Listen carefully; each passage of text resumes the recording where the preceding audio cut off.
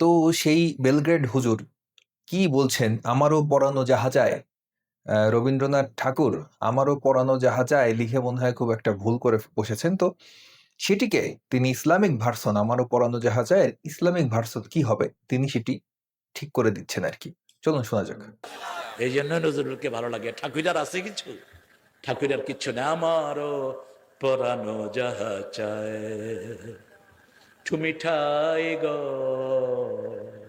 আরে পাগল, তুই থাকলে তো তোর মুসলমান বানায় দিতাম। এটার ভিতরে আল্লাহর নাম ঢুকিয়ে দিতি, মুসলমান হয়ে যেতি। আল্লাহর ইচ্ছায় যাহা হয় আমি তাই তাই গো।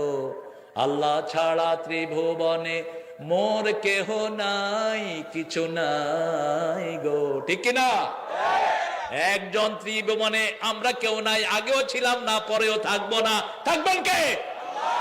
এই জন্য তাহাজ্জুদের নামাজ রাসূল বলতেন, আনতাল আউয়ালু লাইসা ক্বাবলাকা শাই, আনতাল আখিরু লাইসা দুনাকা শাই, আনতাল। তো তুমি এই যে এটি আমারও পরানো যাহা চায় হবে না, হবে হচ্ছে যে মানে তার পরাণে আল্লাহ থাকবে এরকম একটি কিছু বোঝাতে চাচ্ছেন, যে এই পুরা বিশ্ব আল্লাহর কন্ট্রোলে।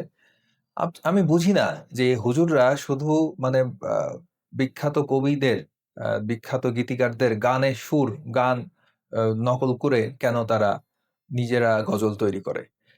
তারা নিজেরা একটি মৌলিক গজল কেন তৈরি করতে পারে না? নিজেরা একটি সুর করে নিজেদের একটি গজল কেন তৈরি করতে পারে না? আমি সবসময় সব গজলই দেখি যে কোনো না কোনো গানের সুর চুরি করে তারা গজল তৈরি করে। কেন এরকম করে? তারা কোরআন হাদিস রিসার্চ করে এত এত কিছু তৈরি করে ফেলছে, কিন্তু একটি সামান্য একটি গানের সুর তারা তৈরি করতে পারছে না কেন?